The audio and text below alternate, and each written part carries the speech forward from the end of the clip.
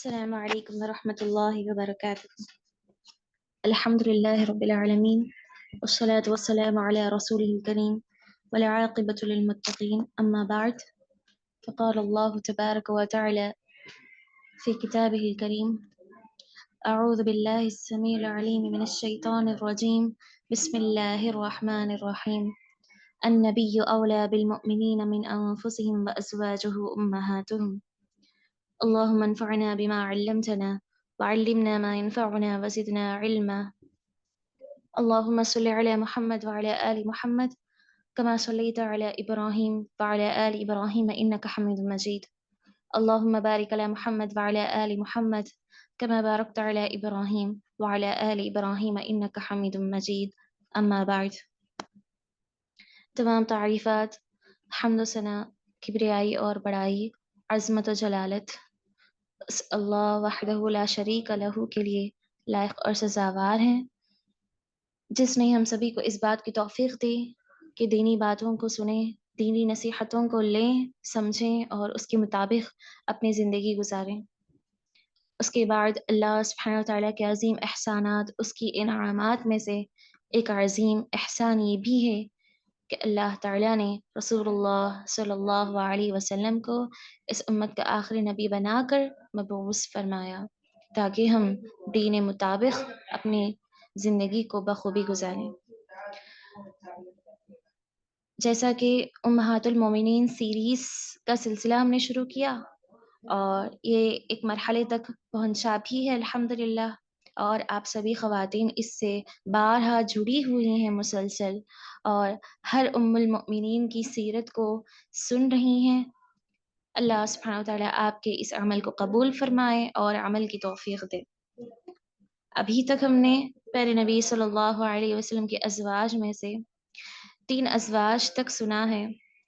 پیارے نبی صلی اللہ علیہ وسلم کی سب سے پہلی زوجہ مطہرہ سیرت خدیجہ رضی اللہ عنہا، ان کے بعد دوسری بیوی سیرت سودہ بنت زمعہ رضی اللہ عنہا، اور پیارے نبی صلی اللہ علیہ وسلم کی تیسری بیوی ہماری ام المؤمنین عائشہ صدیقہ رضی اللہ عنہا کی سیرتیں ابھی تک ہم نے قرآن اور احادیث کی روشنی میں سنی ہیں۔ آج ہم انشاءاللہ ہماری چوتھی ماہ پیارے نبی صلی اللہ علیہ وسلم کی چوتھی زوجہ مطہرہ کی سیرت پر، ان کی حیات مبارکہ پر روشنی ڈالیں گے۔ سیرت ام المؤمنین سیدہ حفصہ بنت عمر بن الخطاب رضی اللہ عنہا۔ آج کی ہماری سیرت کا محور ہے سیرت حفصہ رضی اللہ عنہا۔ حفصہ رضی اللہ عنہا جن کے والدین کا نام عمر بن خطاب رضی اللہ عنہ اور زینب بنت مزعون رضی اللہ عنہا۔ آپ صلی اللہ علیہ وسلم کی ساری ازواج مطہرات، جیسا کہ ہم جان رہی ہیں، سن رہی ہیں باقاعدہ ہر ہفتہ، کہ ہر ایک کا تعلق دینی گھرانے سے ہے۔ بعض کا تعلق اگرچہ دینی گھرانے سے نہ ہو، اس کے باوجود بھی وہ اخلاق اعتبار سے، کردار کے اعتبار سے، اعمال اور عبادات کے اعتبار سے سب سے آگے رہی ہیں۔ اسی طرح آج کی یہ زوجہ مطہرہ حفصہ رضی اللہ عنہا بھی جو ہے خدمت دین میں عمل اور علمی اعتبار سے، اپنے اخلاق اور کردار کے اعتبار سے، اپنی عبادتوں کے اعتبار سے یہ بیوی بھی سب سے آگے رہی ہیں۔ ان کا کردار بھی دین خدمت میں بڑا اہم رہا ہے۔ اور جب بات کریں ان کے گھرانے کی کہ یہ کیسے گھرانے میں پرورش پائی ہیں، ان کا گھرانہ کیسا ہے، تو بس اس کے لیے یہی بات کافی ہے ان کے نام اور نسب کو جاننے کے لیے کہ یہ خلیفہ دوم عمر بن الخطاب رضی اللہ عنہ کی صاحبزادی ہیں۔ یہ اس شخص کی بیٹی ہیں جن کے بارے میں، جن کے فضائل کو، جن کے اہمیت کو، جن کی افادیت کو، جن کے مقام اور مرتبے کے سلسلے میں اللہ کی نبی صلی اللہ علیہ وسلم نے کافی سارے احادیث بیان فرمائے ہیں۔ حفصہ رضی اللہ عنہا کے والد عمر بن خطاب رضی اللہ عنہ جن کو ہم سبھی جانتے ہیں ماشاءاللہ، ہم سبھی اس نام سے معروف، اس نام سے واقف ہیں باقاعدہ۔ اللہ کے نبی نے ان کے بارے میں کافی سارے فضائل بیان فرمائے ہیں، نہ صرف احادیث میں بلکہ قرآن کی بعض آیات عمر رضی اللہ عنہ کے سبب بھی نازل ہوئی ہیں۔ مثلاً پردے کی آیات پر اگر آپ ان آیات کے نیچے ان کا سبب، ان کی تفسیر، ان کا شان نزول دیکھیں کہ کس موقع پر نازل ہوئی تھی، کس کے کہنے پر نازل ہوئی تھی، تو عمر رضی اللہ تعالیٰ عنہ کے ارادے پر ہی، ان کی اس پرخلوص نیت پر ہی پردے کی آیات نازل ہوئی تھی۔ اس طرح بعض ایسی آیات ہیں، لہٰذا عمر رضی اللہ تعالیٰ عنہ کے بے شمار فضائل ہیں، لیکن بس ایک فضیلت آپ سمجھیں، اسی سے معلوم ہو جائے گا آپ کو کہ ایک ایسی شخصیت کے، ایسی عظیم جلیل القدر صحابی کی بیٹی ہیں جن کے بارے میں اللہ کے نبی نے یہ بیان فرمایا حدیث میں۔ رسول اللہ صلی اللہ علیہ وسلم بیان فرماتے ہیں، لو کان بعدی نبی لکان عمر، اب اگر میرے بعد کوئی نبی ہوتا تو عمر بن خطاب ہوتا۔ سبحان اللہ، جیسا کہ اللہ کے نبی نے خود کئی احادیث میں بیان فرمایا، وَأَنَا خَاتَمُ النَّبِيِّينَ، میں آخری نبی ہوں، آخری رسول ہوں، میرے بعد کوئی نبی نہیں آنے والا ہے۔ اگر کوئی آتا بھی ہے، نبوت کا دعویٰ بھی کرتا ہے، تو وہ جھوٹا ہے، کافر ہے، منافق ہے۔ لو کان بعدی نبی لکان عمر، لیکن اگر میرے بعد کوئی نبی ہوتا تو وہ ضرور بضرور عمر بن خطاب ہوتے۔ سبحان اللہ، ان الفاظ سے اللہ کے نبی نے عمر رضی اللہ تعالیٰ عنہ کی تعریف کی ہے، ان کے مقام اور مرتبے کو سمجھایا ہے۔ تو آپ ذرا سوچیں، سمجھیں کہ ایسی شخصیت، والد اگر ایسے ہیں، والدہ ایک صحابیہ ہیں، والدہ زینب بنت مظعون رضی اللہ عنہا بھی ایک بہت بڑی صحابیہ ہیں جن کا بھی دینی خدمت میں بڑا اہم کردار رہا ہے۔ اگر والدین ایسے ہیں، ماں باپ ایسی عظیم شخصیات ہیں، تو ظاہر سی بات ہے، بالکل واضح ہے کہ اولاد بھی انہی کے نقش قدم پر چلتے ہوئے، انہی کی تربیت پا کر انہوں نے بھی ایسا مقام حاصل کیا ہوگا، ان کا بھی ایسا ہی مقام حاصل رہا ہوگا باقاعدہ۔ اسی لیے حفصہ رضی اللہ عنہا کی فضیلت ان کے والدین کی طرف سے زیادہ آتی ہے۔ حفصہ رضی اللہ عنہا ایک ایسی گھرانے میں پرورش پائی ہیں جو اسلام کا قلعہ تھا باقاعدہ۔ اس زمانے میں عمر رضی اللہ عنہ کے گھر کو اسلام کا قلعہ مانا جاتا تھا، اسلام کا ایک قلعہ بنایا جاتا تھا۔ کیوں؟ اس لیے کہ جب عمر رضی اللہ عنہ نے اسلام قبول کیا تو تمام کے تمام مسلمان جو ڈرتے ڈرتے، خوف کھاتے ہوئے، اندرونی رہتے ہوئے جس طرح نمازوں کی پابندی، جس طرح اللہ کی عبادت کرتے تھے، اب اسلام آنے کے بعد، دین اسلام میں عمر رضی اللہ عنہ کے داخل ہونے کے بعد، اب وہ مسلمانوں کی وہ جماعت مضبوط ہو گئی، طاقتور بن گئی، اس قدر طاقتور، اس قدر ہمتور کہ کفار کے سامنے آ کر بھی خود عبادت کیا کرتی تھی، تمام کے تمام مسلمان ہونے کا اپنے اپنے اعتبار سے اعلان بھی کیا کرتے تھے کھلے عام۔ ایسی شخصیت کے گھرانے میں حفصہ رضی اللہ عنہا اپنی زندگی گزاری ہے، باقاعدہ دینی ماحول میں زندگی گزاری ہے، اور نہ صرف زندگی گزاری انہوں نے، بلکہ جب انہیں اس بات کا علم ہوا کہ پیارے نبی صلی اللہ علیہ وسلم اللہ کے نبی اور اللہ کے رسول بنا کر بھیجے گئے ہیں، تو آپ کی نبوت، آپ کی رسالت کا اقرار بھی کیا، اور اللہ تعالیٰ کی وحدانیت کو بھی انہوں نے ثابت کیا۔ اللہ ایک ہے، اسی کی عبادت کی جانی چاہیے، اس بات کا بھی انہوں نے اقرار کیا۔ ایسی عظیم شخصیت ہے۔ اب اس کے بعد اگر ہم بات کریں حفصہ رضی اللہ عنہا کے ازدواجی زندگی کے متعلق، ان کی ازدواجی زندگی، میرج لائف کیسی تھی؟ ایک صحابی کا نام آتا ہے خنیس بن حذافہ رضی اللہ عنہ، جن کا حفصہ رضی اللہ عنہا سے پہلا نکاح ہوا تھا، جن کا پہلا نکاح حفصہ رضی اللہ عنہا سے ہوا تھا، یہ بھی صحابی ہیں، بڑے عظیم صحابی ہیں، خنیس بن حذافہ رضی اللہ عنہ۔ دونوں صحابہ اور صحابیہ ہیں، دونوں نے حبشہ کی ہجرت کی، دونوں نے خدمت دین کیا، دونوں نے نہ صرف پہلی ہجرت حبشہ کی بلکہ دوسری ہجرت مدینہ میں بھی شامل رہے، دوسری ہجرت مدینہ میں بھی شامل رہے۔ جب پہلی جنگ پیش آئی، جنگ بدر، اس میں بھی حفصہ رضی اللہ عنہ کے پہلے شوہر خنیس رضی اللہ عنہ شریک تھے باقاعدہ، اور اس قدر جوشیلے جذبے کے ساتھ جنگ میں شامل ہوئے اور اس قدر لڑے کہ زخمی ہو گئے، اس قدر جنگ میں شریک تھے کہ زخمی ہو گئے۔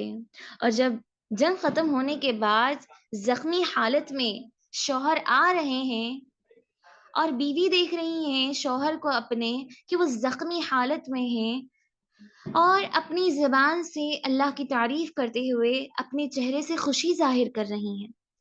غور کریں کہ کسی کا شوہر زخمی ہو، کسی طرح سے تکلیف میں مبتلا ہو، اذیت اور مصیبت پہنچی ہے، اور اگر بات کریں جنگ کی تو جنگ کے حالات تو ہم جانتے ہیں کہ کس طرح جنگ کے حالات میں شہید ہونے کے بھی زیادہ سے زیادہ امکانات ہیں۔ اب ایسی حالت میں بیوی کے چہرے پر مسکراہٹ، خوشی، وہ کیوں ہے؟ حفصہ رضی اللہ عنہا نے کہا، میں اس بات سے خوش ہوں، مجھے اس بات کی بڑی خوش ہو رہی ہے کہ میرے شوہر نے باقاعدہ جنگ میں حصہ لیا ہے، اللہ تعالیٰ کی راہ میں انہوں نے بھی اپنے جسم سے خون بہایا ہے۔ ان کی جسم کا یہ بہتا ہوا خون دیکھ کر کہ وہ اللہ کی راہ میں سب کے سب اپنے جسم کے اعضاء کو قربان کر رہے ہیں، یہ دیکھ کر مجھے بڑی خوشی ہو رہی ہے۔ یہ دیکھ کر میں اپنے آپ کو خوش نصیبی محسوس کر رہی ہوں، اپنے آپ کو خوش نصیب ثابت کر رہی ہوں۔ یہ دیکھ کر وہ خوش ہو رہی تھی۔ دیکھیں آج کے حالات پر اگر نظر دوڑائیں تو آج بیٹیاں ایسی ہیں، بیویاں ایسی ہیں، مائیں ایسی ہیں کہ اپنی اولاد کو، اپنے شوہروں کو ذرا برابر بھی تکلیف میں دیکھنا نہیں چاہتے۔ ٹھیک ہے، اچھی بات ہے، لیکن اگر بات دین کے معاملات کی ہو، اگر بات نیکیوں کی ہو، اگر بات عبادتوں کی ہو، تھوڑی سی بخار ہے، تھوڑا سا جسم میں تکلیف ہے، ہم خود سامنے سے کہہ دیتے ہیں اپنے اہل خانہ کو کہ روزہ چھوڑ دیں، حالانکہ وہ فرض روزہ ہے، حالانکہ وہ رمضان کا اہم روزہ ہے۔ اس کے باوجود بھی ہم انہیں تسلی دینے کے بجائے، دگنا اجر کی امید دلانے کے بجائے، چھوٹی سی چھوٹی تکلیفوں کو برداشت کرنے کی تسلی نہ دیتے ہوئے ہم خود آگے سے کہہ دیتے ہیں کہ اس کی ضرورت نہیں ہے ابھی تمہیں، نہ نمازوں کی پابندی، نہ نمازوں کی نصیحت۔ آج ان حالات کی سخت سے سخت ضرورت ہے، ویسے ماحول کی ضرورت ہے جو صحابہ اور صحابیات کے اندر تھی۔ آج بھی ہمیں اشد ضرورت ہے، خصوصاً ہم خواتین کو، کہ ہم اپنے اہل خانہ کو سدھاریں، اپنے اہل خانہ کی اس طرح تربیت کریں، اپنے گھر والوں کی اس طرح تربیت کریں کہ اللہ کے راہ میں ہر عبادت کو معمولی سمجھیں، ہر عبادت میں نہ صرف جسمانی بلکہ روحانی اعتبار سے بھی وہ مضبوط ہو جائیں۔ اس طرح کوشش کریں، تھوڑی سی تکلیف ہو، تھوڑا سا موسم سرد بن گیا، نماز فجر نہ خود اس کی پابندی کرتے ہیں بلکہ اپنی اولاد کو بھی نہیں جگاتے۔ ایسے حالات آج ہیں باقاعدہ، ایسے حالات آج آ چکے ہیں، نہ خود ہم نماز کی پابندی کرتے ہیں، جب موسم سرما آ گیا، جب موسم سرما آ گیا، نہ ہم خود اٹھتے ہیں اور نہ ہی اپنے اولاد کو، اپنے شوہروں کو جگاتے ہیں، جبکہ ٹھنڈی کی عبادت اللہ تعالیٰ کو بے انتہا پسند ہے۔ ٹھنڈی کی وہ عبادت جو راتوں میں کی جاتی ہو، خصوصاً رات کی نماز، گرم بستر کو چھوڑ کر ٹھنڈے پانی سے وضو کرتے ہوئے، یہی عبادت اللہ تعالیٰ کے قریب پہنچاتی ہے، اس کی رضامندی کا یہ ذریعہ ہے۔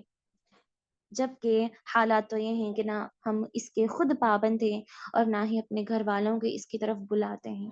افسوس در افسوس، پیغام یہی ہے کہ ان نصیحتوں کو اپنائیں، جس طرح صحابیہ نے اپنے شوہر کو دیکھ کر خوشی کا اظہار کیا کہ انہوں نے جسم سے خون بہایا ہے۔ آج اپنے شوہروں کو اگر آپ اندازہ لگائیں، یہ سوچیں، یہ آپ احساس لگائیں کہ اتفاقاً اگر ایسا ہو جائے کہ شوہر کے جسم سے خون بہے اللہ کی راہ میں، عبادت میں، نیکیوں میں، کسی زخم پر، دعوت دین کے دوران، تو کس قدر ہر ایک کو تکلیف ہوتی ہے۔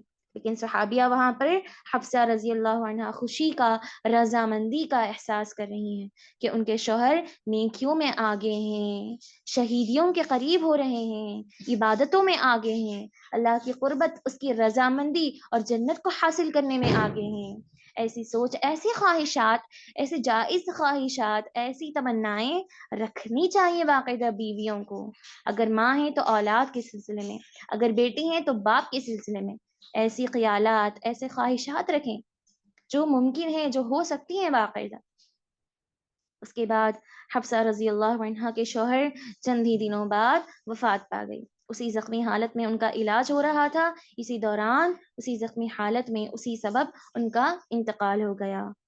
اب عمر رضی اللہ عنہ بڑے صدمے میں ہیں، بڑے صدمے میں ہیں کہ ان کے شوہر کا انتقال ہو گیا، اب ان کی بیٹی بیوہ ہو چکی ہیں۔ ظاہر سی بات ہے ہر انسان کے لیے یہ بہت بڑی آزمائشوں میں سے ایک عظیم آزمائش ہوتی ہے۔ سبھی کے لیے اس کی زندگی میں کافی ساری آزمائشیں ہوتی ہیں، لیکن ایک باپ کے لیے بہت بڑی آزمائش ہوتی ہے کہ اس کی بیٹی طلاق شدہ ہو جائے یا بیوہ ہو جائے یا پھر اس کی زندگی اجڑ جائے، وہ تنہا اپنی زندگی گزارے۔ ایک باپ کے لیے، ماں کے لیے، والدین کے لیے بہت بڑی آزمائش ہے، بہت بڑا دھکا ہے۔ اسی طرح عمر رضی اللہ عنہ بھی بڑے صدمے میں تھے جب شوہر کا انتقال ہو گیا، اس لیے کہ حفصہ رضی اللہ عنہ بھی نوجوان تھی، نوجوان بھی تھیں اور چند ہی سال ہوئے تھے ان کے نکاح کو۔ اس کے باوجود بھی، اب یہاں پر غور کریں آپ، اس کے باوجود بھی حفصہ رضی اللہ تعالی عنہ کے اخلاق پر غور کریں۔ ان کے شوہر انتقال ہو گئے، اب وہ بیوہ ہو چکی ہیں، لیکن اس کے باوجود بھی انہوں نے اللہ تعالیٰ سے کسی طرح کی شکایت نہیں کی۔ اللہ تعالیٰ سے نہ کسی طرح کی شکایت، نہ کسی طرح کی نا امیدی، اور نہ ہی عبادتوں کو چھوڑا انہوں نے، بلکہ عبادتوں میں بے انتہا آگے بڑھ گئیں۔ اللہ کی راہ میں خرچ کرنا، نفلی روزوں کا اہتمام کرنا، نفلی نمازوں کا اہتمام کرنا، رات کی نمازوں کا اہتمام کرنا، یہ ساری چیزوں میں اضافہ ہو گیا، اس قدر وہ عبادتوں میں آگئی تھی۔ سبحان اللہ۔ اسی لیے کہا جاتا ہے کہ جب انسان تنہا ہو، جب مشکلات ذہنی اعتبار سے بڑھ جائیں، جب وہ تنہا محسوس کر رہا ہو، تو خصوصاً اسی وقت اپنے آپ کو اللہ تعالیٰ سے جوڑ لے، اپنے آپ کو اسی وقت جو ہے کثرت سے عبادتیں شروع کرے اور اللہ تعالیٰ سے جوڑ لے اپنے آپ کو۔ اور بہترین تعلق بنانے کا بہترین ذریعہ، بہترین بابرکت وقت ہے رات کا وقت۔ رات کی نمازوں سے، رات کی دعاؤں سے اپنے آپ کو اللہ سے جوڑے، اپنی ساری شکایتوں کو اللہ کے سامنے رکھے، تو انسان اس وقت کبھی بھی جو ہے ایسی زندگی اپنانے پر تنہا ہرگز محسوس نہیں کرتا، اور نہ ہی نا امید، نہ مایوسی کا اظہار کرتا ہے۔ حفصہ رضی اللہ عنہا بھی بڑی عبادت گزار خاتون تھی، صوامۃ قوامہ، سب سے زیادہ روزے رکھنے والی خاتون، بے انتہا ہر ہمیشہ نفلی روزے رکھنے والی خاتون، قوامہ، کثرت سے روزے رکھنے والی اور کثرت سے نفلی نمازوں کی پابندی کرنے والی خاتون تھی، دن کے روزے اور رات کی نفلی عبادات، ایسی خاتون حفصہ رضی اللہ عنہا۔ سبحان اللہ۔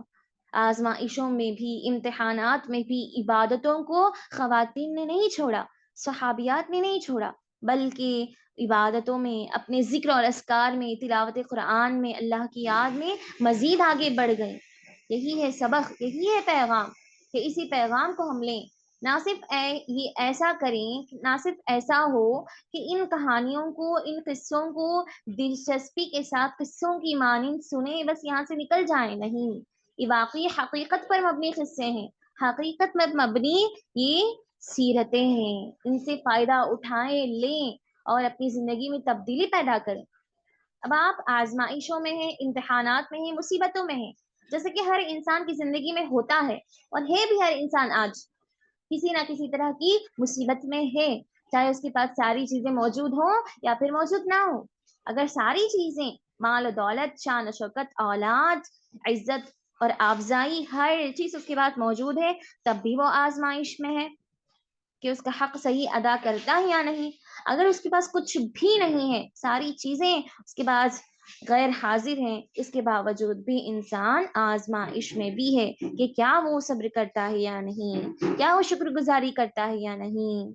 ہر انسان آزمائش میں ہے، بس فرق اتنا ہے کہ بندے کو اللہ تعالیٰ دیکھ رہا ہے کہ کیا وہ آزمائشوں پر میری شکر گزاری کرتا ہے، میری عبادتوں میں آگے بڑھتا ہے، کیا وہ میرے قریب آتا ہے اپنے مشکلات کو پیش کرنے کے لیے، میں نے جو اس پر نعمتیں دی ہیں ان کی شکر گزاری کے لیے کیا وہ میرے پاس آتا ہے یا نہیں۔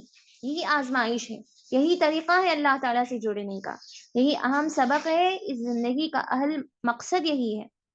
یہی پیغام ہے، انہی پیغامات کو سمجھانے کے لیے، پہنچانے کے لیے اس سیریز کا اہتمام کیا گیا، خصوصاً خواتین صحابیات کی سیرتیں، تاکہ ہم خواتین ان خواتین کی سیرتوں کو پڑھیں، اچھی طرح سے سمجھیں اور عمل کرنے کی کوشش کریں۔ جب عمر رضی اللہ تعالیٰ عنہ نے دیکھا کہ حفصہ رضی اللہ عنہا ان کی بیٹی بیوہ ہو گئی ہیں، افسوس کے بعد، صدمے کے بعد، اب عمر رضی اللہ عنہ نے فیصلہ کیا کہ دوسرا نکاح کرایا جائے۔ سب سے پہلے عثمان بن عفان، تیسرے خلیفہ جنہیں کہا جاتا ہے، تیسرے خلیفہ عثمان رضی اللہ عنہ کے پاس جاتے ہیں اور نکاح کا پیغام بھیجتے ہیں۔ جب نکاح کا پیغام بھیجا تو عثمان رضی اللہ عنہ نے پیغام کو قبول نہیں کیا بلکہ انکار کر دیا، اور ساتھ ہی انہوں نے یہ بھی کہا کہ اب مجھے نکاح کی ضرورت نہیں ہے، اب فی الحال تو نہ میں چاہتا ہوں اور نہ ہی مجھے اس کی ضرورت ہے۔ اس کے بعد افسوس میں آ گئے، بڑے افسوس میں آ گئے کہ عثمان جیسی عظیم شخصیت نے میری بیٹی کا رشتہ انکار کر دیا۔ اس کے بعد خلیفہ اول ابو بکر صدیق رضی اللہ عنہ کے پاس جاتے ہیں۔ جب انہیں نکاح کا پیغام بھیجا تو انہوں نے خاموشی کا اظہار کر دیا، نہ ہاں اور نہ ہی نہ، بس خاموش ہو گئے، جس کا جواب نہ ہی ہے۔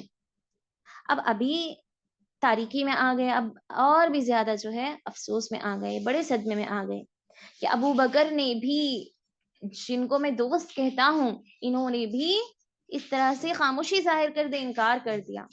اس کے بعد اس درد کو لے کر، اس شکایت کو لے کر اللہ کے نبی صلی اللہ علیہ وسلم کے دربار میں حاضر ہوتے ہیں، اور یہ سارا معاملہ جب بیان کرتے ہیں تو اللہ کے نبی نے کہا کہ اے عمر، پریشان نہ ہو، تم ہرگز بھی پریشان نہ ہو۔ کیوں؟ اس لیے کہ حفصہ کا نکاح اس سے ہوگا جو عثمان سے بہتر ہے۔ یقیناً تم دیکھو گے آگے مستقبل میں کہ حفصہ کا نکاح تو ایک ایسی شخصیت سے ہوگا جو عثمان سے بہتر ہے، جو عثمان سے بھی بہتر ہے، اور عثمان کا نکاح اس سے ہوگا جو حفصہ سے بہتر ہے۔ اب عمر رضی اللہ عنہ خوشی میں ہے کہ اللہ کے نبی کی زبانی کوئی بھی بشارت، کوئی خوشخبری جو ہے جھوٹ نہیں ہوتی، وہ حقیقت پر مبنی ہوتی ہے باقاعدہ۔ خوشی کے ساتھ ساتھ حیران بھی ہو گئے کہ عثمان سے بڑھ کر بہترین شخص کون ہے جو میری بیٹی سے نکاح کرے گا۔ عثمان اس زمانے میں بڑی عظیم شخصیت ہے باقاعدہ، جنہیں اللہ کے نبی نے خود یہ بات کہی ہے اپنی زبانی کہ عثمان تو میرے لیے بھائی کی طرح ہیں، جس طرح ہارون موسیٰ کے لیے تھے، اسی طرح میرے لیے عثمان ہیں، جنہوں نے میرا ہر قدم پر ساتھ دیا۔ ایسی عظیم شخصیت سے بھی اور کون عظیم شخصیت ہے جو عثمان سے بہتر ہیں؟ اللہ کے نبی سے مراد کون ہے؟ اللہ کے نبی سے مراد کون ہے؟ اس بات سے کون مراد ہے؟ اس حیرانی میں جو ہے وہ شک میں مبتلا ہو گئے کہ عثمان سے بڑھ کر بھی وہ کون عظیم شخصیت ہیں۔ اللہ کے نبی صلی اللہ علیہ وسلم کا اپنی ہی طرف ارادہ تھا، اپنی ہی طرف اشارہ تھا، اور عثمان کی شادی اس سے ہوگی جو حفصہ سے بہتر ہے۔ اس کا مطلب یہ ہے کہ حفصہ کی شادی پیارے نبی صلی اللہ علیہ وسلم کی بیٹی رقیہ رضی اللہ عنہا کے انتقال کے بعد ام کلثوم رضی اللہ عنہا سے ہونے والی تھی۔ اس بات کا اشارہ بھی اللہ کے نبی نے کر دیا تھا۔ یہاں پر معلوم ہوا کہ اللہ کے نبی صلی اللہ علیہ وسلم نے جو بشارتیں سنائی تھیں وہ وحی کی جانب سے تھیں، اور جب نبیوں کی زبانی جو بشارت ہوتی ہے وہ ضرور پوری ہوگی، وہ ضرور پوری ہوگی۔ اس کے چند ہی دنوں بعد اللہ کے نبی صلی اللہ علیہ وسلم اپنے نکاح کا پیغام عمر رضی اللہ عنہ کو بھیجتے ہیں اپنی بیٹی سے نکاح کرنے کے لیے۔ عمر رضی اللہ عنہ بے انتہا خوش ہو گئے، اور انہیں یاد آیا وہ لمحہ، وہ بات جو انہوں نے پیارے نبی صلی اللہ علیہ وسلم سے سنی تھی۔ بے انتہا خوش ہو گئے اور نکاح طے پا گیا۔ اس کے بعد عمر رضی اللہ عنہ سے ایک مرتبہ، اس کے چند ہی دنوں بعد، نکاح کے چند ہی دنوں بعد، عمر رضی اللہ عنہ سے ابو بکر رضی اللہ عنہ نے ملاقات کی، اور وہ کہتے ہیں کہ اے عمر، میں نے اور عثمان نے تمہاری بیٹی کے پیغام نکاح کو انکار کر دیا، تمہیں ضرور برا لگا ہوگا، لیکن اس کا اصل مقصد یہ ہے، اصل سبب یہ تھا کہ اللہ کے نبی نے کئی مرتبہ اشارہ کیا تھا، حفصہ سے نکاح کا کئی مرتبہ ارادہ کیا تھا اور اشارہ بھی کیا تھا۔ ہمیں معلوم تھا کہ اللہ کے نبی تمہاری بیٹی حفصہ سے نکاح کا ارادہ رکھتے ہیں۔ اب اللہ کے نبی، اللہ کے رسول نے جس چیز کی خواہش کی ہے، ہم عام شخصیات کس طرح اس کے آگے آ سکتے ہیں؟ اسی لیے ہم نے خاموشی کا اظہار کر لیا، اسی لیے ہم نے تمہارے اس پیغام کو قبول نہیں کیا۔ تو معلوم ہوا کہ صحابہ کس طرح نہ صرف اپنی مال و دولت کو، نہ صرف اپنی جائیداد کو، نہ صرف اپنے تجارت وغیرہ کو، بلکہ اپنی خواہشات کو بھی اللہ اور اس کے رسول کے لیے قربان کر دیا کرتے تھے۔ سبحان اللہ! اسی لیے وہ صحابہ اور صحابیات ہیں جن کے ایمان تک، جن کے صدقہ اور خیرات تک ہم ہرگز بھی نہیں پہنچ سکتے۔ اس کے بعد حفصہ رضی اللہ عنہا پیارے نبی صلی اللہ علیہ وسلم کی زندگی میں داخل ہوتی ہیں۔ حفصہ رضی اللہ عنہا کی اگر خصوصیات کی بات کریں کہ ان کے اندر کیا کیا خاصیتیں تھیں، کیا کیا خاصیتیں، کیا کیا خوبیاں تھیں، تو سب سے پہلی خوبی یہی ہے کہ حفصہ رضی اللہ عنہا ایک عالمہ تھیں، معلمہ تھیں، فقیہہ تھیں اور پڑھی لکھی خاتون تھیں۔ پڑھی لکھی خاتون ہونا، تعلیم یافتہ ہونا، ویل ایجوکیٹڈ ہونا آج کے زمانے بڑی بڑی عام بات ہے، آج کے زمانے میں بہت ہی عام بات ہے۔ لیکن وہ زمانہ یاد کریں، وہ ایسا زمانہ تھا، جاہلیت کا زمانہ، جہاں پر ہر کوئی پڑھا لکھا نہیں تھا، ہر کوئی ان پڑھ تھا۔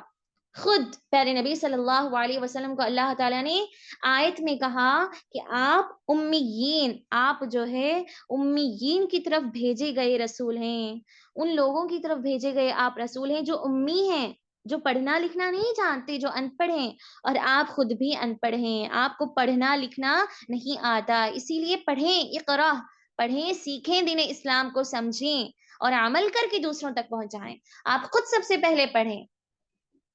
لہٰذا حفصہ رضی اللہ عنہا پڑھی لکھی اس زمانے کی خاتون تھیں، جن کی وجہ سے ان کا مقام اور مرتبہ زیادہ تھا، جس کی وجہ سے ان کے علم کی بدولت وہ پہچانی جاتی تھی۔ اسی لیے جب پیارے نبی صلی اللہ علیہ وسلم کے نکاح میں آئیں تو اللہ کے نبی سے ساری تفاسیر کو، ساری آیات کی تفسیرات کو، وضاحتوں کو انہوں نے سمجھا اور سیکھا۔ علمی شخصیت ہی، بڑی ماہر و علمی شخصیت ہی، باقاعدہ لکھنا پڑھنا بخوبی جانتی تھی، اسی لیے تعلیم کے میدان میں بڑی آگے رہیں، تعلیم کے میدان میں سب سے آگے تھیں۔ اسی لیے ہمارے لیے یہ نمونہ ہے کہ ہم بھی دین و دنیا میں آگے رہیں۔ جو دینی علم ہم سیکھتے ہیں، جو دنیا کی تعلیم ہم سیکھتے ہیں، سیکھ رہی ہیں، سیکھیں گے بھی ہم اور ہماری آنے والی نسلیں، اس کا پیغام یہی ہے، اس کا سبب اور اس کا نتیجہ یہی ہونا چاہیے کہ دین کی تعلیم کے ساتھ دنیاوی تعلیم بھی سیکھیں۔ آج کے لیے، آج کی زندگی کو اس کے طریقے کے مطابق چلانے کے لیے، گزارنے کے لیے سیکھنا ضروری بھی ہے۔ سیکھیں دنیاوی تعلیم کو، لیکن اس کا دنیاوی فائدے کے ساتھ ساتھ اس کو آخرت کا ذخیرہ بھی بنائیں۔ اس طرح دنیاوی تعلیم سیکھیں کہ یہ بھی ہمارے لیے نیکیوں میں سبقت ثابت ہو، نیکیوں میں فائدہ مند ثابت ہو۔ یہ ہماری تعلیم، دنیاوی تعلیم بھی ہمارے لیے ایک اجر، ایک نیکی ثابت ہو، آخرت کے لیے فائدہ ثابت ہو، جنت کا ذریعہ ثابت ہو۔ ہم انگریزی میں ماہر ہیں، ہم فلاں میں ماہر ہیں، ہم فلاں میں مہارت رکھتے ہیں، ہمارے پاس یہ فن ہے، تو اس فن کو، اس مہارت کو جو ہم نے سیکھا ہے، جو ہم نے سیکھا پڑھا ہے کئی سالوں تک، کئی برسوں تک، تجربہ جس کا ہمارے پاس ہے، اس دنیاوی تعلیم کو دین کے لیے فائدہ مند ثابت کریں، اس کو دینی تعلیم میں استعمال کریں، اس کو خدمت دین میں دوسروں تک پہنچانے میں استعمال کریں۔ اس طرح جو ہے صحابیات کرتی تھی۔ اسی طرح جب بات ہمیں معلوم ہوئی کہ حفصہ رضی اللہ عنہا لکھنا پڑھنا جانتی تھی، تو دین اسلام میں بہت بڑا کارنامی کیا انہوں نے۔ دین اسلام میں ان کا ایک اہم کردار رہا ہے قرآن مجید کے سلسلے میں۔ قرآن مجید کی حفاظت کی ذمہ داری حفصہ رضی اللہ عنہا کو دی گئی۔ وہ کس طرح؟ چلے آئیں تھوڑا سا تفصیل جانیں گے مختصر۔ پہلے نبی صلی اللہ علیہ وسلم کے زمانے میں کتابی شکل قرآن مجید نہیں تھا، نہ اس زمانے میں کتابیں تھیں، نہ قلم تھا، کچھ بھی نہیں۔ اس لیے جب وحی آیا کرتی تھی، آسمان سے آیتیں آیا کرتے تھے، تو صحابہ اسی وقت اللہ کے نبی کی زبانی ان کو یاد کر لیا کرتے اور اپنے سینوں میں محفوظ کر لیا کرتے۔ اللہ تعالیٰ نے صحابہ اور صحابیات کے اندر ایسی قوت اور طاقت رکھی تھی کہ ان کی ذہنیں بہت تیز تھے، اور وہ خود بخود اس کو کئی سالوں تک پوری زندگی محفوظ کر لیا کرتے تھے۔ اور بعض نے تو کھجور کی چھالوں پر، چمڑیوں پر، ہڈیوں پر جانوروں کے، ایسی کافی ساری چیزیں تھیں جن پر آیات کو لکھ کر اپنے گھروں میں حفاظت کر کے رکھا تھا، جن کا حافظہ کمزور ہو، جن کی میموری کمزور ہو، وہ اپنے گھروں میں ایسی چمڑیوں کو، ایسی ہڈیوں کو، کھجور کی ایسی چالوں کو جن میں آیات لکھی ہوتی تھیں، ان کو اپنے گھروں میں حفاظت کر کے ان پر تلاوت قرآن کیا کرتے تھے۔ اس طرح قرآن جو ہے اس وقت کوئی خاص کتابی شکل میں نہیں تھا جس طرح آج موجود ہے، باقاعدہ اچھے انداز میں، جس کی اللہ تعالیٰ کی طرف سے بہت بڑا احسان ہے، جس پر شکر گزاری بے انتہا ضروری ہے، جس پر شکر گزاری اللہ تعالیٰ کی ضروری ہے کہ اس نے قرآن مجید کو پڑھنے کے لیے، نہ صرف پڑھنا، اس کی تلاوت، اس کی تفسیر، اس کی وضاحت، اس کا ترجمہ، اس ساری چیزوں کو اللہ تعالیٰ نے آسان انداز میں، نہ صرف ایک کتاب بلکہ ہزاروں، لاکھوں، ان گنت تعداد میں آج قرآن مجید موجود ہے، نہ صرف ایک زبان میں، کئی ساری زبانوں میں موجود ہے۔ اس آسانی کے لیے، اس نعمت کے لیے، اس احسان کے لیے اللہ تعالیٰ کی شکر گزاری بے انتہا ضروری ہے میری بہنوں۔ نہ صرف شکر گزاری بلکہ شکر گزاری کا ایک طریقہ یہ بھی ہے کہ اس کا حق ادا کریں، اس کا صحیح استعمال کریں، اس کا صحیح سے صحیح حق ادا کریں۔ روزانہ ایک صفحہ ہی کیوں نہ ہو، اس کی تلاوت کریں۔ نہ صرف ایک انسان، گھر کا ایک انسان ہی نہیں بلکہ ہر کوئی تلاوت کرے۔ ایک شخص تلاوت کر لے تو لوگوں کے لیے کافی ہو جائے گا، سب گھر والوں کے لیے۔ یہ بڑی غلط سوچ ہے، بڑا کمزور عقیدہ ہے یہ لوگوں کا۔ ہر کوئی روزانہ اپنی اپنی طرف سے تلاوت قرآن کرے، اس پر عمل کرے، اس کی تفاسیر کو سمجھے۔ یہ اہم بات ہے، یہ ضروری ہے، یہ صحیح حق ہے اس کا جو ادا کیا جانا چاہیے۔ جب پیارے نبی صلی اللہ علیہ وسلم کی وفات ہوئی اور ابو بکر صدیق رضی اللہ عنہ کا زمانہ آیا، تو اس وقت عمر رضی اللہ عنہ نے خلیفہ کو یہ مشورہ دیا کہ اے ابو بکر، جیسا کہ ہم جانتے ہیں کہ ہمارے پاس قرآن کسی طرح ایک جمع ہو کر ایک شکل میں موجود نہیں ہے، لہٰذا آپ اس کو ایک شکل دیں، کتابی شکل، مصحف بنائیں اس کا۔ تو ان کے مشورے پر ابو بکر رضی اللہ عنہ نے کتابی شکل دینا شروع کر دیا اپنے زمانے میں۔ تمام کے تمام جو صحابہ حفاظ تھے، حافظ تھے، ان سبھی کو بلایا، جن میں سب سے آگے تھے زید بن ثابت رضی اللہ عنہ، جو اللہ کے نبی کے ساتھ ہر وقت ساتھ رہا کرتے اور ہر آیت کو سن کر حفظ کر لیا کرتے۔ ایسے جتنے بھی حفاظ تھے، حافظ، ان سبھی کو ابو بکر نے دریافت کیا، حاضر ہو کر ان سبھی کی زبانی آیات کو سنا سمجھا، اور جتنی بھی چیزیں تھیں، جن چیزوں پر آیات کو لکھا جا چکا تھا، ان چیزوں کو ساری چیزوں کو جوڑ کر کئی سالوں کی محنت پر، ہر ایک کی محنتوں کاوشوں کے ساتھ ایک مشکل سے جو ہے ایک کتابی شکل دی گئی، ایک پیپر، ایک کتاب بنایا گیا مشکل سے۔ جب ابو بکر رضی اللہ عنہ کی وفات ہوئی تو انہوں نے اپنے خلیل، اپنے دوست عمر رضی اللہ عنہ کو ایک کتاب سونپ دی کہ آپ اس کی حفاظت کریں۔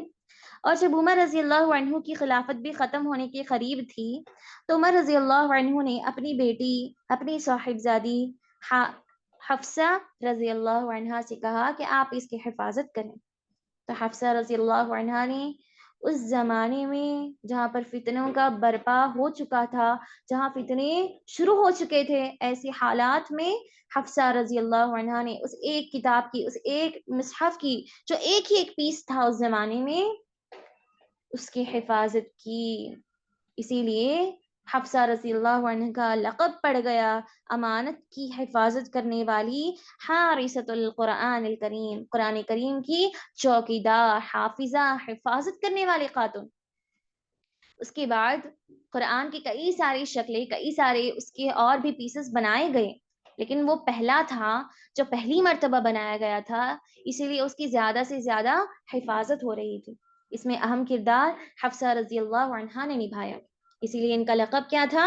حارثۃ القرآن الکریم۔ ان القاب کو، ان کنیتوں کو آپ یاد رکھیں، حارثۃ القرآن الکریم، قرآن کریم کی حفاظت کرنے والی۔ اگر وہ حفاظت نہ کرتی صحیح طریقے سے، جبکہ اس زمانے میں وہ ایک ہی مصحف تھا، ایک ہی کتاب تھا، تو آج یہ کتابیں اتنے ساری شکلوں میں موجود نہ ہوتا۔ واقعی خدمت دین میں ان مسائل میں دین کا ہم تک پہنچنے میں اللہ کے نبی اور ان کے ساتھ ان کے صحابہ اور صحابیات کا بھی بڑا اہم کردار رہا ہے.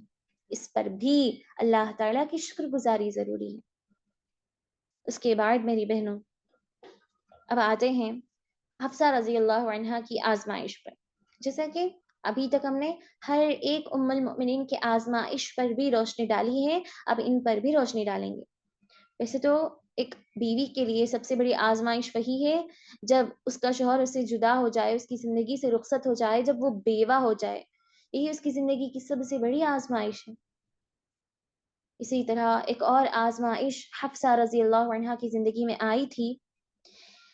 وہ کچھ اس طرح ہے، حدیث کے الفاظ ہیں کہ نبی صلی اللہ علیہ وسلم نے اپنی بیوی حفصہ کو ایک مرتبہ ایک راز کی بات بتائی، ایک راز کی بات بتائی اور کہتی ہیں، اور اللہ کے نبی نے ان سے کہا کہ ایک ایسی راز کی بات ہے کہ تم کسی سے نہ کہو، تم اس کو کسی کے سامنے بیان نہ کرو، تم رازدار ہو اس راز کی.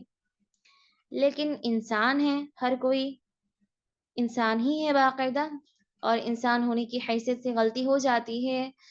شیطان جو ہے بھلاٹ پیدا کر دیتا ہے، بھول ہر ایک سے ہوتی ہے. انسان نسیان سے آیا ہے جس کا مطلب ہی ہے بھول. انسان عربی لفظ نسیان سے ہی آیا ہے جس کا مطلب ہے بھول، بھول جانا. لہٰذا انسان بھول جاتا ہے اور اس سے خطائیں ہو جاتی ہیں. صحابہ اور صحابیات سے بھی چھوٹی چھوٹی اس طرح کی خطائیں ہو جایا کرتی تھیں. حفصہ رضی اللہ عنہا نے کسی دوسروں کے سامنے جو ہے اس راز کو فشاں کر دیا، بیان کر دیا، واضح کر دیا. جب اللہ کے نبی کو اس بات کا علم ہوا تو اللہ کے نبی صلی اللہ علیہ وسلم نے حفصہ رضی اللہ عنہا اپنی بیوی کو ایک طلاق دے دی، ایک طلاق سنا دی. اب وہ پیارے نبی صلی اللہ علیہ وسلم کی طلاق کے بعد جب یہ اطلاع عمر رضی اللہ عنہ کو ہوئی، دوبارہ اب وہ فکر مند ہیں کہ یہ ایک مرتبہ بیوہ ہو گئیں، اب اگر طلاق شدہ ہو گئیں تو ان کے لیے یہ اور بھی بڑا صدمہ ہے. اللہ کے نبی صلی اللہ علیہ وسلم جیسی عظیم شخصیت جب انہیں طلاق دے رہے ہیں تو یہ تو ان کے لیے بہت بڑے صدمے کی بات ہے. عمر رضی اللہ عنہ بہت زیادہ پریشان ہو گئے. اسی وقت ان آزمائشوں میں، ان پریشانیوں میں، ان صدموں میں اسی وقت اللہ سبحانہ وتعالیٰ نے جبرائیل علیہ الصلوۃ والسلام کو آسمانوں سے بھیج کر یہ وحی پہنچائی کہ ارجع حفصہ، اے نبی آپ حفصہ سے رجوع کر لیں. آپ نے ایک طلاق دے دی ٹھیک ہے، لیکن اب آپ ان سے رجوع کر لیں، اب آپ ان سے رجوع کر لیں، ان سے راضی ہو جائیں. کیوں؟ فَإِنَّهَا صَوَّامَةٌ قَوَّامَةٌ، اس لیے کہ یقیناً ایک ایسی خاتون ہے یہ جو ہمیشہ روزہ رکھتی ہیں، جو ہمیشہ نمازوں کی پابندی کرتی ہیں. آپ ان سے رجوع کر لیں. فَإِنَّهَا صَوَّامَةٌ قَوَّامَةٌ، اس لیے کہ اللہ تعالیٰ کی ایک نیکوکار خاتون ہے، اللہ تعالیٰ کی عبادت گزار خاتون ہے.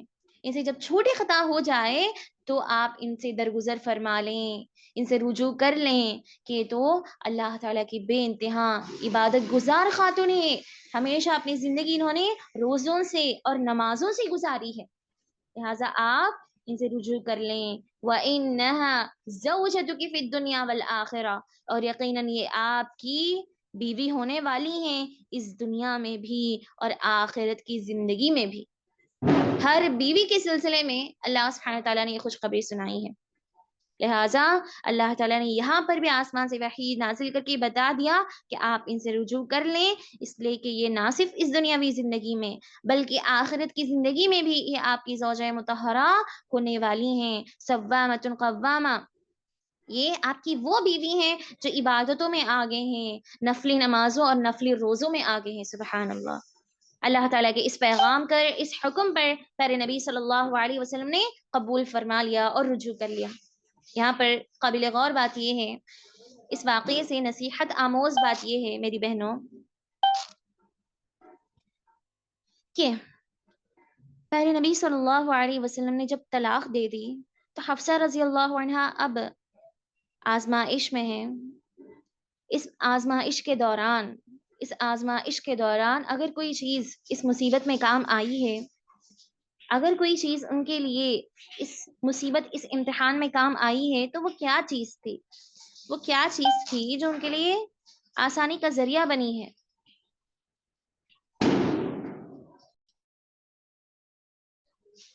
حفصہ رضی اللہ عنہا کی زندگی میں اس آزمائش پر، اس مصیبت پر کسی نے ان کا ساتھ نہیں دیا. اگر ساتھ دینا بھی چاہتے تھے کوئی طریقہ بھی نہیں تھا. اگر کوئی چیز ان کے کام آئی تھی تو وہ ان کی نیکیاں تھیں جو انہوں نے اپنی گزشتہ زندگی میں کی تھیں. ان کے وہی روزے، ان کے وہی نمازیاں، ان کے وہ وہی نمازیں، نفلی روزے، ان کی وہی اللہ تعالیٰ سے تعلق قائم کرنا، اس ساری چیزیں بالکل یہی عبادات، یہی نیکیاں، اللہ تعالیٰ سے اسی طرح تعلق قائم کرنا، یہی چیز کام آئی ہے، یہی چیز فائدہ مند ثابت ہوئی ہے. اب ہم نے کیا سمجھا اس واقعے سے، اس سیرت سے، اس اہم سبق جو ہمیں حاصل ہو رہا ہے وہ یہی ہے. یا پھر یوں سمجھیں مختصر خلاصہ کہ اس سیرت سے اصل پیغام یہی ہے. اس سیرت سے سب سے پہلا، سب سے اہم پیغام حفصہ رضی اللہ عنہا کی حیات مبارکہ سے یہی ہے.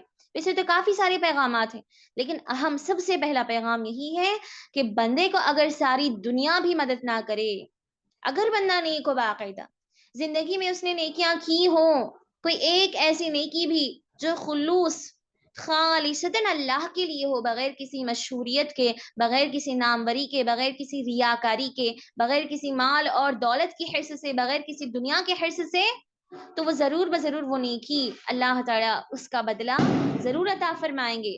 آخرت کی زندگی میں تو ہوگا ہی واقعہ، لیکن دنیاوی زندگی میں بھی وہ نیکیاں، وہ عبادتیں ضرور بضرور فائدہ مند ثابت ہوں گی. ضرور بضرور اللہ تعالیٰ اس کو ذریعہ بنائیں گے مصیبتوں کو ٹالنے کا، آزمائشوں کو ختم کرنے کا، آزمائشوں میں سہارا اور ذریعہ بننے کا. یہی نیکیاں اللہ تعالیٰ بنائیں گے. تو معلوم ہوا کہ آزمائش تو آتی ہے لیکن اس کا توڑ کیا ہے، اس کا علاج کیا ہے، اس کا کفارہ کیا ہے؟ ہماری نیکیاں ہیں. اسی لیے آزمائش ہو یا نہ ہو، ہر وقت مصیبت آئے یا نہ آئے، آپ بیمار ہو یا نہ ہو، صحت مندی میں اللہ کا شکر گزاری کریں. صحت مندی اس جسم کو، اس کا فائدہ اٹھائیں اور خوب عبادتیں کریں، ساری کی ساری جسمانی عبادتیں. اگر آپ کے پاس مال ہے، مال و دولت سے آپ آگے ہیں، فقیری غریبی آنے سے پہلے اس نعمت کا فائدہ اٹھائیں، شکر گزاری کریں، اللہ کی راہ میں خوب خرچ کریں تاکہ آگے اگر کوئی مصیبت آ بھی جائے تو یہ نیکی آپ کے لیے فائدہ مند ثابت ہو، یہ نیکی آپ کا ساتھ دے. لہٰذا ہر وقت عبادتوں میں ثابت ہوں، عبادتیں گزاریں، باقاعدہ اپنی زندگی کو عبادت گزار بنائیں. یہ نصیحت حالانکہ خواتین کے لیے کی جا رہی ہے. آپ میں سے بعض بیٹیاں بھی ہیں، آپ کے میں سے بعض بیٹیوں کے ساتھ مائیں بھی ہیں، آپ میں بعض بہنیں بھی ہیں، آپ میں خواتین کے ساتھ آپ خواتین میں ہر ایک قسم کی یہاں پر بہنیں موجود ہیں. سبھی کے لیے نصیحت ہے. سبھی الحمدللہ سن رہی ہیں مسلسل ان سیریز کو. آگے بھی اس طرح کے عناوین، اس طرح کے اہم موضوعات بیان کیے جائیں گے. لہٰذا خواتین کو اس لیے انتخاب کیا جاتا ہے دین اسلام میں. خواتین کے موضوعات، عورتوں کے موضوعات اسی لیے زیادہ رکھے جاتے ہیں، سنائے جاتے ہیں، پڑھے جاتے ہیں، کتابوں میں بیان کیے جاتے ہیں. اکثر خواتین کی بہت ساری کتابیں ہیں. وہ کیوں؟ اسی لیے کہ خاتون ایک عورت ایسی شخصیت ہے، ایک ایسا ذریعہ ہے گھر میں جو ماحول کو جلد ہی جو ہے دیندار بنا سکتی ہے، جو دینی ماحول اور دینی تربیت میں ثابت ہو سکتی ہے فائدہ مند. اسی لیے خاتون کو انتخاب کیا جاتا ہے. خاتون سب سے زیادہ آسان طریقے سے جو ہے دینی ماحول اپنے گھر کا بنا سکتی ہے. آپ بھی جو ہے اسی کوشش میں رہیں. اسی کوشش کا سبب ہم نے پیغام دینا چاہا ان سیریز کے ذریعے سے کہ آپ ہر اعتبار سے اپنے بھائیوں کے لیے، شوہروں کے لیے، باپ کے لیے، ہر ایک کے لیے فائدہ مند ثابت ہوں. آپ خود بھی نیکوکار بنیں. آپ کو دیکھ کر آپ کے ہر ایک کھانا بھی، آپ کے گھر والے بھی جب نیکوکار عبادت گزار بن جائیں تو اس کا صدقہ اور خیرات بھی، اس کا صدقہ جاریہ بھی، اس کا وسیلہ بھی آپ ہی بن جائیں، تو اس کا ذریعہ بھی، اس نیکی کا ذریعہ بھی آپ ہی بن جائیں. یہ خوش نصیبی، یہ دگنا اجر و ثواب آپ کو حاصل ہو، خیر و برکت کا باعث بنے آپ. لہٰذا آپ ان سیریز سے فائدہ اٹھائیں بخوبی اور دوسری خواتین کو بھی اس میں شامل کریں، شرکت کرنے کی آپ انہیں بتائیں یہ ساری نصیحتیں تاکہ وہ بھی جوش اور جذبے کے ساتھ غور کرتے ہوئے دوبارہ شریک ہوں انشاءاللہ. لہٰذا حفصہ رضی اللہ عنہا کی مختصر سینت کو ہم نے سمجھا. جتنے بھی سیریز بیان کیے جا رہے ہیں 1 گھنٹے سے اوپر ہیں، وہ 2 گھنٹے بھی لگ جائیں گے لیکن سیریز ختم نہیں ہوں گی. ہر ایک کی اس قدر طویل سیرت ہے، لیکن مختصر ہم نے سمجھا. مختصر ہی صحیح، اہم اہم باتوں کو ہم نے سمجھا، اہم پیغامات اب ہم نے لیے ہیں. اب فرض یہ ہے، ہمارا ذمہ داری یہ ہے کہ اس پر عمل کریں، اس کے مطابق زندگی گزاریں. کیا نصیحتیں، کیا پیغامات ان کو اللہ سبحانہ و تعالیٰ سے دعا ہے، اللہ سبحانہ تعالیٰ سے دعا ہے کہ اللہ سبحانہ تعالیٰ ہم سبھی کو ازواج مطہرات کے مطابق اپنی زندگی گزارنے کی توفیق عطا فرمائے. امہات المؤمنین کو اپنا نمونہ بناتے ہوئے ہماری زندگی کو ان کی زندگی کے مطابق سنوارنے کی توفیق دے. اللہ تعالیٰ ہم سبھی کو اسی طرح دینی مجالس آف لائن اور آن لائن شرکت کرنے کی توفیق دے. پیارے نبی صلی اللہ علیہ وسلم کے مطابق اپنی زندگی کو گزارنے اور ان کی نقش قدم پر چلتے ہوئے اپنی زندگی کو کامیاب اور کامران کرنے کی توفیق دے. اللہ سبحانہ تعالیٰ سے دعا ہے کہ اللہ سبحانہ تعالیٰ ماہ رمضان میں جتنی بھی نیکیاں عبادتیں ہم سے رہی ہیں ان عبادات کو اللہ تعالیٰ قبول فرمائے اور بار بار ہماری زندگیوں میں رمضان جیسا مبارک مہینہ نصیب فرمائے. صحابہ کا یہ طریقہ تھا کہ رمضان کے ختم ہونے کے فوری بعد صحابہ اگلے 5-6 مہینوں تک اس رمضان میں کیے جانے والی نیکیاں اور عبادتوں کی قبولیت کی دعا کرتے تھے کہ اللہ ہم نے جو گزشتہ رمضان میں اعمال کیے ہیں نیکیوں کو قبول فرما، قبول ہونے کی دعا کرتے تھے. اس کے بعد اب رمضان آنے کے 5-6 مہینے قریب ہیں تو اس وقت اللہ کے نبی اور ساتھ ہی ساتھ صحابہ بھی جو ہے ان کا طریقہ یہ تھا کہ آنے والے رمضان میں داخل ہونے کی دعا کرتے تھے کہ اے اللہ ہمیں اس بات کی توفیق دے، ہمیں زندگی نصیب فرما مزید آگے کہ ہم آنے والے رمضان میں بھی داخل ہوں، شامل ہوں اور خوب عبادتیں کریں. اللہم بلغنا رمضان. سبحان اللہ وبحمدہ، سبحانک اللہم وبحمدک، اشہد ان لا الہ الا انت، استغفرک واتوب الیک. سبحان ربنا رب العزة عما يصفون وسلام على المرسلين والحمد لله رب العالمين. السلام علیکم ورحمۃ اللہ وبرکاتہ.